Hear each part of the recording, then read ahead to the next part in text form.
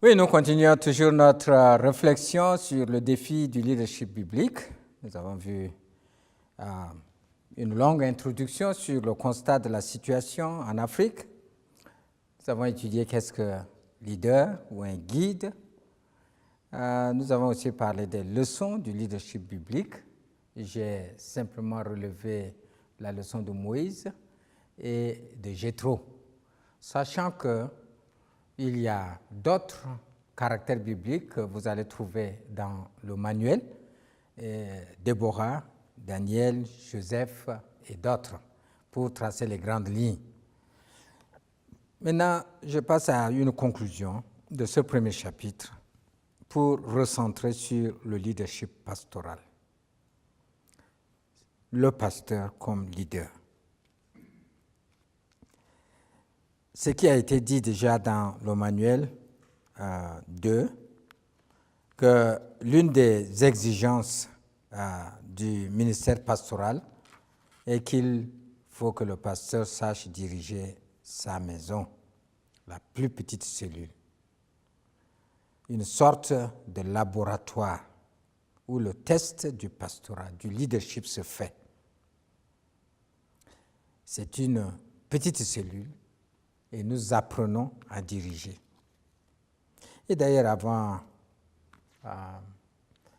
d'être pasteur, ou quand on reçoit, ou on sent déjà la vocation de pasteur, si on est dans une famille où on doit se marier un jour, c'est de mettre ces exigences-là ensemble dans le processus. Cela ne veut pas dire que tout le monde doit servir le Seigneur dans la famille, la femme, les enfants et autres, mais le point ici est que j'ai une petite communauté, comment je dirige cette communauté. Et cela, c'est un aspect qui vient nous préparer au leadership dans une grande communauté. Reprenons les 3 articulations des actions du leader. Le leader établit la direction à suivre. Il motive et engage les autres dans l'action. Il évalue les actions posées au moment opportun. Le pasteur est un guide qui établit la direction à suivre, la meilleure direction, au-delà de toutes les directions que les hommes et les femmes vont suivre, c'est la direction vers le Seigneur. Être amené à la maturité chrétienne, à ressembler à Christ. Ça, c'est la direction ultime des hommes et des femmes qui aiment le Seigneur. Ça, c'est la direction à suivre. Évidemment, quand on ressemble à Christ, on agit dans la vie pratique comme Christ a agi, comme Christ a vécu avec ses disciples. Donc, il y a des retombées pratiques dans la vie. Et là aussi, le pasteur guide le peuple de Dieu à suivre une vie, une conduite à pratiquer, au moins une conduite qui rend gloire à Dieu, qui sème la paix dans la société. Le pasteur établit la direction à suivre. Mais il y a aussi les actions que le peuple de Dieu va faire, et nous le verrons un peu plus loin, la mobilisation. Il motive et engage les autres dans l'action.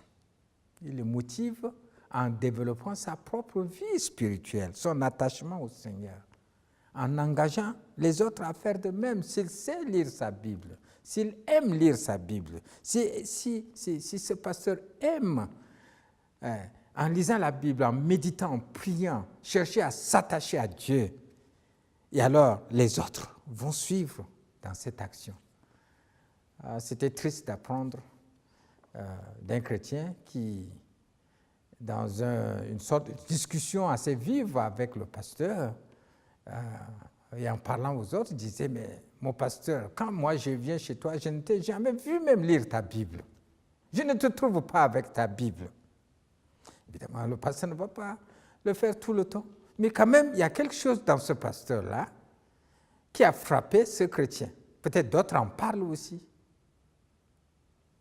Il ne vient pas à la réunion de prière, il n'est pas là à l'église, à temps, il ne prend pas le temps pour préparer son message. Ainsi de suite, il y a beaucoup de faiblesses qui n'engage pas les autres à suivre dans l'action.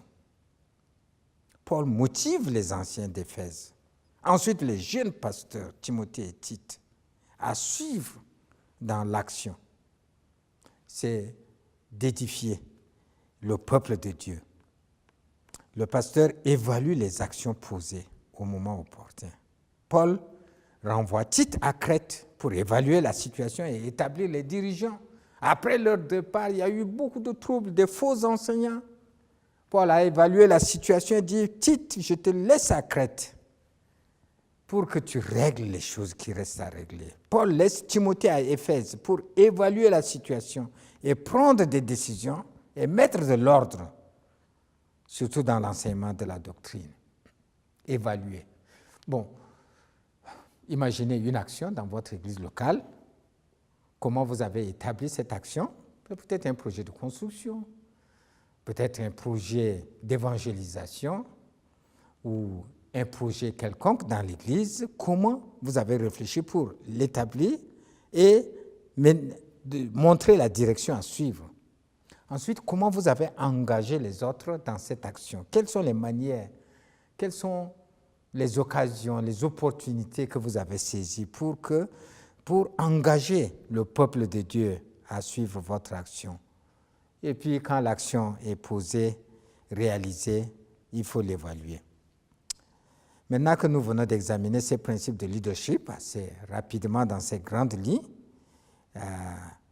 les exemples de Dieu lui-même, les exemples des leaders dans l'Ancien Testament et dans le Nouveau Testament, nous pouvons maintenant conclure en disant ou en redisant que le guide par excellence est la parole de Dieu. Les leaders humains doivent s'imbiber de la parole de Dieu pour guider les hommes et les femmes qui leur sont confiés. Voilà pourquoi l'apôtre Paul réaffirme, toi, demeure dans les choses que tu as apprises et reconnues certaines, sachant de qui tu les as apprises. Dès ton enfance, tu connais les saintes lettres qui peuvent te rendre sage à salut par la foi en Jésus-Christ. Toute écriture est inspirée de Dieu et utile pour enseigner, pour convaincre, pour corriger, pour instruire dans la justice, afin que l'homme de Dieu, la personne qui appartient à Dieu, soit complet. Et cette personne est prête et propre à toute bonne œuvre, à toute bonne action, dans l'Église comme dans la société. C'est la parole qui rend quelqu'un capable d'agir dans la société, de porter des fruits spirituels, matériels. La parole de Dieu, c'est là notre sagesse. Et alors, un leader doit s'approprier les principes bibliques, la parole de Dieu comme guide par excellence. De là, on tire des leçons des vies des hommes et des femmes qui aiment le Seigneur et qui aiment le peuple de Dieu et qui établissent la direction à suivre, qui engagent, mobilisent vers cette direction et qui évaluent pour encourager, continuer. Voilà là, le leader, il a une vision et il établit le chemin à suivre et il mène les autres. Que le Seigneur nous aide à réfléchir sur ce défi biblique du leadership et à tirer ces leçons pour appliquer dans notre vie et transformer la société, du moins l'Église d'abord dans laquelle Dieu nous a placés et aussi la société autour de nous. Que le Seigneur nous bénisse.